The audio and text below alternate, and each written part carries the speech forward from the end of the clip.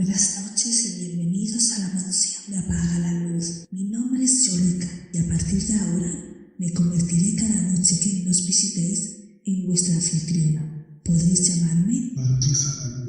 En mi mansión tendréis el placer de conocer a distintos personajes que nos llevarán por el mundo de los misterios, las leyendas, los mitos, el terror y mucho más. Y nos acompañará todas las noches mi querido amigo el Conde Bennett, el cual nos llevará a viajar y conocer un mundo lleno de misterios. Y también nos acompañará nuestro lector en las tinieblas, que cada noche cerrará las puertas de la mansión con un texto que rozará el misterio, lo tétrico, lo oculto y mucho más.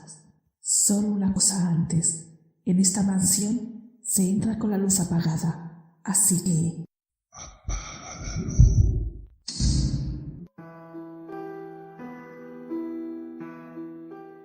Belchite Viejo fue una próspera localidad de la provincia de Zaragoza de unos 5.000 habitantes, donde llegaron a contabilizarse 2 conventos y varias iglesias, símbolo de la buena salud económica de la comarca.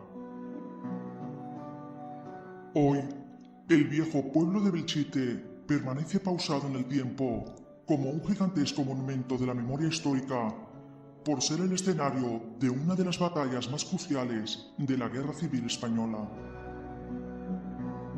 Un doloroso pasado que, si sus edificios semiderruidos pudieran hablar, lo harían de aquella encarnizada batalla que hoy lo han hecho historia.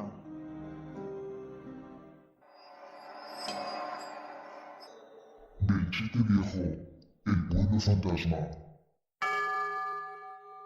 buenas noches, mi querido amigo Conde Bennett. ¿Qué tema nos traes en esta ocasión? Marquesa de Lua, un placer poder tener la oportunidad de visitarla de nuevo. No vengo de manos vacías, como es de costumbre. Para esta ocasión, traigo un tema escalofriante sobre un hecho que ha traído nada más que dolor y lágrimas. Una historia de un pueblo que sufrió el desquite de 2 bandos enfrentados. Una guerra cuya semilla de odio había sido sembrada en los propios habitantes. Hablo de Belchite, la destrucción y el asesinato entre hermanos. La historia que hasta ahora más me ha impactado. Muy interesante. Me estuviste comentando además que estuviste en aquel lugar y que te dejó una sensación muy dolorosa. Coméntanos entonces. Vamos a empezar por el principio. ¿Qué es Belchite?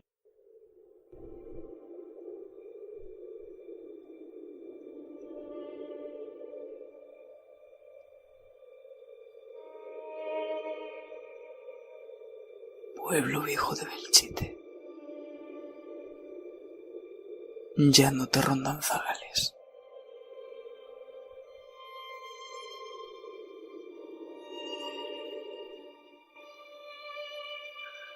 Ya no se irán las jotas que cantaban nuestros padres.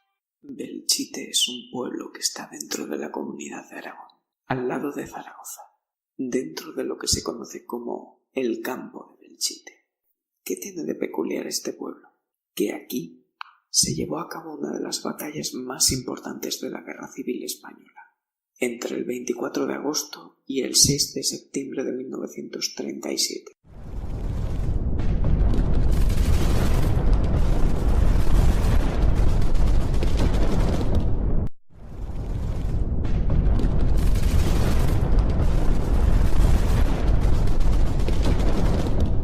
Dentro del objetivo de conquistar Zaragoza, fue un foco de atención para ser tomada por falangistas y republicanos. El problema de este planteamiento son las consecuencias que se desprendieron de él. Un hermoso pueblo, hecho ruinas, asesinatos a destajo y un recuerdo implantado en la memoria colectiva que sobrevivió a tal situación. Se diferencian en él 2 partes. El Belchite nuevo, construido después de la guerra para empezar de cero su historia, y el Belchite viejo, el núcleo de la historia que vamos a tratar ahora, un pueblo dejado al olvido. Cuando encontramos la entrada al pueblo, percibimos lo que podemos ver dentro de sus muros en ruinas. Accedemos mediante esa puerta a la calle mayor de lo que fue el pueblo en sus orígenes. vamos a encontrarnos con muchos edificios derruidos. Algo te dice que por esas calles, antes de aquella batalla, circulaban carruajes.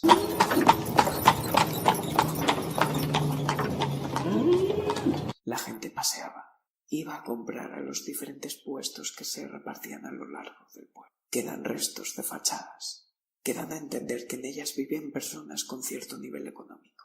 Había una vida que se congeló cuando las tropas republicanas y franquistas tomaron el pueblo. El miedo y la lucha por la supervivencia era el pan de cada día. No sabías cuándo iban a terminar tus días en este mundo. Y en esa entrada creo recordar que había una anécdota que se suele contar, que refuerza esto que me estás contando. ¿No es así? Así es. Todo lo que se sabe de esta tragedia permanece vivo gracias a las investigaciones que se llevan a cabo en la materia. Pero una parte importante de todo lo que se conoce se debe gracias al testimonio de aquellos supervivientes que se han atrevido a romper ese voto de silencio y han hablado de aquella matanza. Se cuenta que en uno de los ventanales que forman parte del pórtico de entrada al pueblo hubo un francotirador que se encargaba de disparar a toda aquella persona que tuviera un comportamiento extraño o que fuera vestido de una forma que hiciera dudar de su tendencia ideológica. Se sabe que pudieron morir tanto personas adultas como niños. Muy sobrecogedor lo que me estás contando. No me quiero imaginar el dolor que puede provocar a un padre, a una madre, el hecho de perder a un hijo. Podemos pensar que pudieran errar el tiro, queriendo disparar a un adulto que hubiera cerca. También podemos pensar que el odio que se había sembrado hacia las personas que tenían una inclinación política diferente hacía actuar de una manera muy irracional, y con el fin de querer provocar sufrimiento hacia otras personas, se justificaran todos los medios posibles para lograrlo, aunque en este caso los niños y personas inocentes estén involucrados. De hecho, según nos cuentan, existe una marca en medio de la calle que indica el punto exacto donde falleció una niña a causa de un disparo. Un padre y su hija iban buscando salvarse de morir asesinados, pero la niña no lo consiguió. El padre, en su desesperación por haber perdido a su mujer, tenía que salvar su vida también, así que escondió el cadáver de la niña e hizo una marca en el suelo para encontrarla. Una vez la situación se hubiera calmado un poco. Sin palabras. Me parece a mí que lo que va a continuar no va a bajar el nivel de dolor que me ha dado a escuchar esta leyenda. Pues temo decirte que sí. La leyenda negra y la historia que envuelve a este pueblo no terminan en esta anécdota tan puntual. Todavía nos queda recorrer más, pasando por la capilla de San Antón, el Trujal, el ayuntamiento, hasta llegar a la iglesia de San Martín de Tours. Mientras yo iba caminando por esta calle, no quería perder esa conexión con ese pasado de guerra que se viviría en torno al año 1937. Quería sentir lo que podría significar no poder mirar a los ojos a los guardias. Quería ir pensando que a la vuelta de la esquina podría encontrarme con la muerte, ruidos de disparos, gritos, noticias de que podrían haber asesinado al dependiente del pueblo por un chivatazo, el olor metálico de la sangre de los cadáveres acumulados en el suelo y en otra zona característica de la que luego hablaré, la traición. Un familiar mío podría delatarme en cualquier momento, como un rebelde que pueda poner en peligro el sistema que se pretendía instaurar a golpe de fusil. Una vez hemos entrado en contexto, vamos a hablar de lo que nos vamos a encontrar ahora, el Trujal. El Trujal. Me suena que fuera en sus orígenes una prensa de uvas y aceitunas, o un molino dedicado a este fin. Podría ser que sí en su origen, pero no en su último uso. Entramos en una zona donde se construyó una fosa común para los fallecidos a causa de esta guerra. Obviamente, no todos recibieron dicha sepultura. Este es uno de los lugares donde los visitantes tienen sensaciones paranormales, podríamos decir, entre ellos yo mismo. Tengo que decir, antes que nada, que pretendía dejar a un lado en mi cabeza la idea de sugestionarme y ver cosas donde podría no haberlas. Iba con la intención de dejar que mis sensaciones y mi propia percepción guiaran mi visita al lugar, no lo que me hubieran contado antes. Pero aquí algo extraño pasó. Se comienza ascendiendo por unas escaleras al pequeño recinto que contiene la fosa. Aquel recinto tiene forma circular. Me quedé fuera esperando, mientras la guía comentaba en qué consistía este lugar. Tras finalizar la explicación, me quedé con un amigo esperando un rato más, para poder acceder por nuestra cuenta. Sí que es cierto que a mi amigo lo estaba viendo en el tiempo que estaba en aquel lugar con una sensación de algo muy extraña. Me quedé sorprendido por su reacción. Entonces dije de entrar yo para ver qué se sentía en aquel lugar. Al respecto, tengo que decir que fuera del recinto estaba en un estado de incertidumbre, sorpresa, por estar en un lugar fascinante como este pueblo. Cerré los ojos y me dispuse a acceder al interior de la fosa. ¿Y qué ocurrió? Me quería ir. Una vez que abrí los ojos, me vi en un lugar en el que tenía la sensación de estar rodeado por algo que no me gustaba. Sentí mucho miedo, como si mi existencia peligrase. Bueno, podrías estar un poco más sugestionado, y más si desde que entraste al pueblo ya estabas imaginándote la situación que estas personas vivieron. Sí y no. Está claro que si no te metes en la piel del lugar que visitas, y más si está en ruinas, nunca se va a entender lo que en aquel lugar ha sucedido.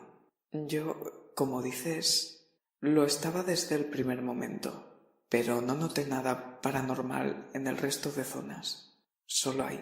Está claro que el resto de personas podrían haber notado otras cosas en otros lugares distintos. Algo que me parece muy respetable. Yo solo me limito a hablar de mi sensación. Y fue precisamente esa, en ese lugar en concreto. No soy una persona claustrofóbica. Algo raro pasó ahí. Entonces, ¿todo se acaba aquí? Sí se acaban mis sensaciones paranormales, no las barbaries que se llevaron a cabo. Hay más que contar. Y ahora toca hablar de lo que sucedió en el ayuntamiento y su plaza. Me has hablado de disparos de francotirador, una fosa común, terror. ¿Qué nos queda? Lo peor, una muerte programada, un método para deshacerse de los cadáveres en descomposición en los calurosos meses de verano, que se agrupaban en grandes pilas. Vamos por partes. Primero, hablemos de la plaza del ayuntamiento. De acuerdo. Imagínate un lugar con una plaza, con una fuente situada en la mitad de la misma. El ayuntamiento, un local donde se vendían telas, niños jugando en la plaza, un punto de reunión de las gentes del pueblo. Un día, el pueblo será tomado por un bando. Al tiempo, la rabia y el miedo a la acción del enemigo van a hacer tomar medidas más drásticas para evitar que les sean arrebatados los logros que tanto les ha costado conseguir. Dicha plaza se convertirá en un punto donde irán matando en grupo a todos esos sospechosos de deserción a modo de paredón. ¿Y luego qué hacían con todos esos cadáveres? Pues, como los cadáveres surgidos de este procedimiento comenzaban a acumularse y podían ser focos de enfermedades al no dar abasto a enterrar a tantos, en meses de verano, pues tendieron a agruparlos y quemarlos todos en otra plaza que hay más adelante, antes de llegar a la iglesia de San Martín de Tours. En ella encontramos un monumento a los caídos en forma de cruz, simbolizando lo que ocurrió en este lugar. De la ejecución y la quema de cadáveres se desprende la leyenda que cuenta que la grasa que emanaban los cuerpos cuando eran quemados se juntaba en la calle principal con la sangre de los cuerpos ejecutados en la plaza del ayuntamiento. Dios mío, qué barbaridad.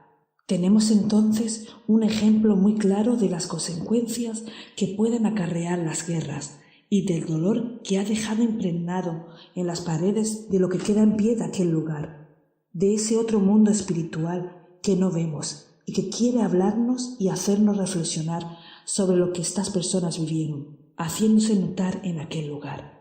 ¿Qué opinión tienes al respecto de este asunto? ¿Recomendarías visitar Belchite? Marquesa Dalúa, yo nunca he defendido las guerras por las consecuencias que ocasionan. Nunca traen nada bueno, solo consecuencias que son muy costosas de reparar. En esta guerra civil, recordemos que hermanos contra hermanos estuvieron enfrentados por unos ideales. Un enfrentamiento que se vivía desde el hogar hasta llegar a las filas. La guerra civil no solo tiene esta masacre como principal acontecimiento. Podemos encontrar hechos muy escabrosos como estos. Desde, por ejemplo, el caso de Belchite hasta llegar a la masacre de Badajoz, en agosto de 1936. Si me tengo que detener en el caso de Belchite, tengo que hacer un homenaje a todas aquellas ciudades, pueblos, familias que han sufrido esta guerra y sus consecuencias, que por desgracia son muchas. Belchite es un buen lugar para reflexionar, para sentir. Por extensión, solo me he limitado a contar las leyendas que me han parecido más curiosas. Todavía quedan otras muchas por escuchar. Yo creo que no solo los guías nos van a orientar en aquel lugar. Solo hay que dejar que los habitantes que permanecen en la oscuridad nos cuenten lo que sucedió.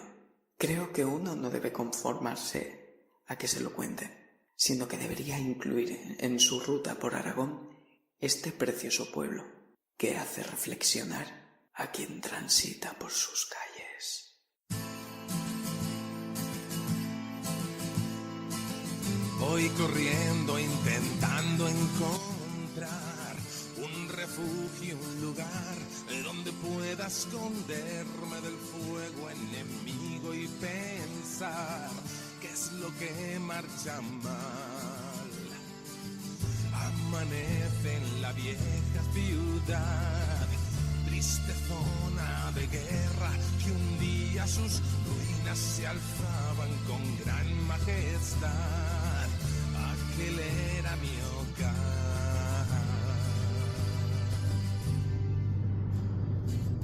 No sé cuándo empezó, fue con la oscuridad, y con ella llegó el terror.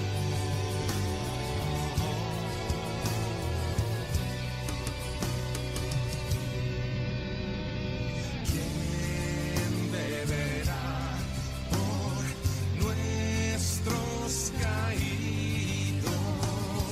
¿Quién recoge el fusil del vencido? ¿Quién llorará a padres o hijos si mi hermano será mi enemigo?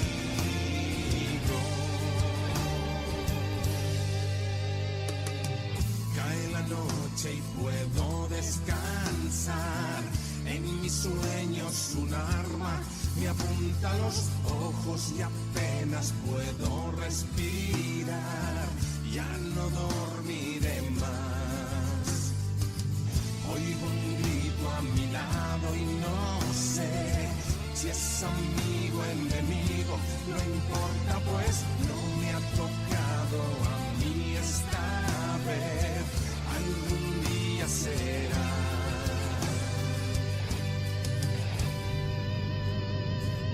No sé quién empezó,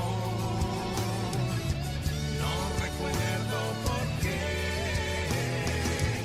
Solo hay que elegir el hoyo.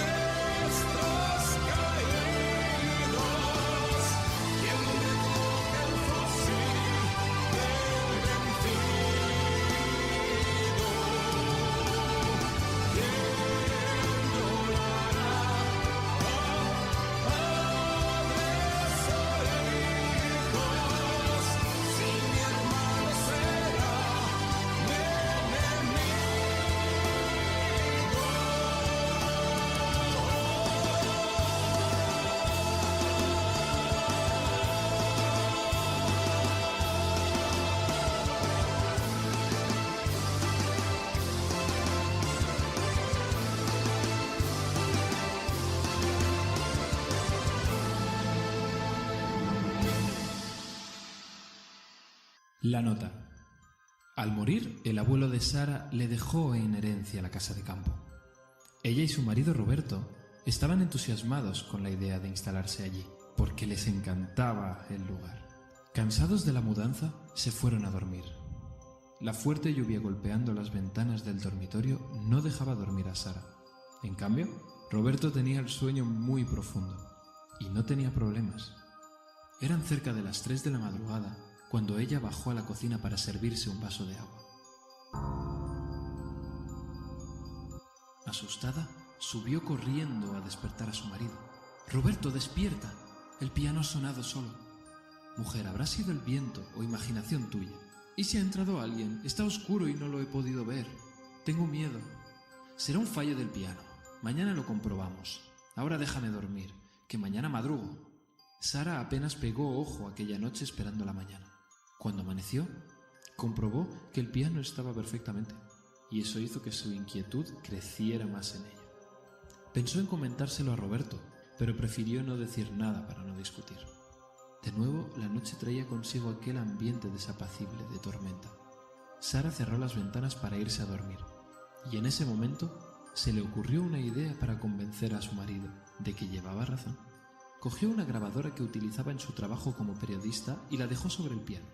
Al día siguiente, al volver del trabajo, escuchó el audio en su ordenador.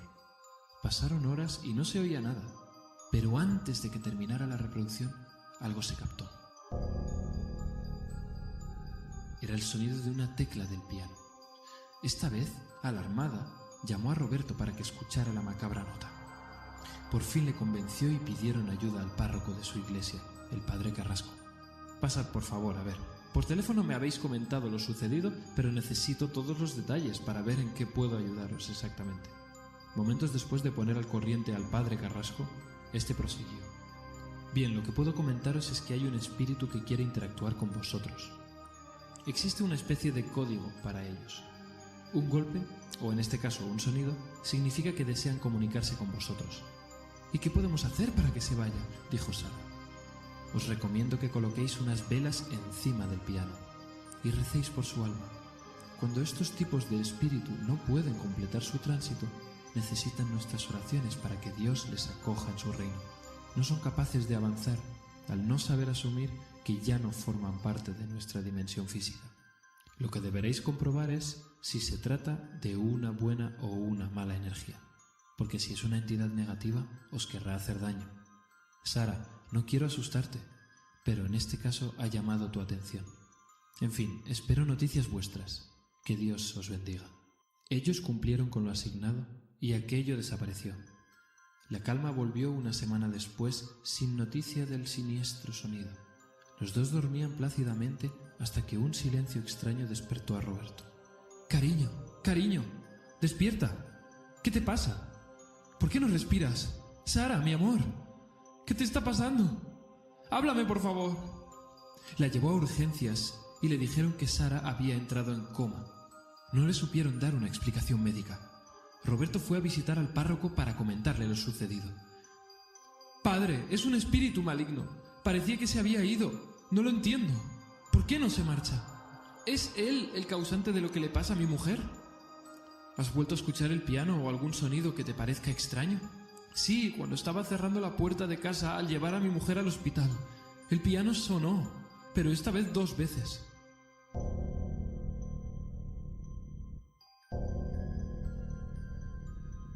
El padre se santigua a la vez que pronuncia las palabras: «Señor, protégenos de todo mal». «¿Qué ocurre, padre?». En lo referente al código que tienen los espíritus para comunicarse con nosotros, el 2 significa cerca de la muerte. Lo que más me temo es que durante estos días en que Sara esté enferma, vuestro piano suene 3 veces, porque eso significará que habrá muerto. Ella está siendo atacada por esta identidad diabólica y le está advirtiendo de que ella morirá. Los pocos casos que se conocen acaban con el fallecimiento de la persona. Lo único que podemos hacer es rezar esperando un milagro.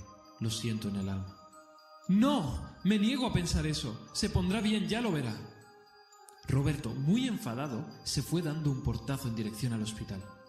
Había empeorado notablemente la salud de Sara y no podía acceder a la UCI. Los médicos le dijeron que se fuera a casa a esperar noticias. Debía dejar al doctor trabajar. Desconsolado, se fue a casa como le aconsejaron, a esperar la peor llamada de su vida. Intentaba dormir, pero no lo conseguía. Eran cerca de las 3 de la madrugada, cuando, desesperado, bajó al salón. Entre lágrimas se arrodilló frente al piano implorando al espíritu la salvación de Sara.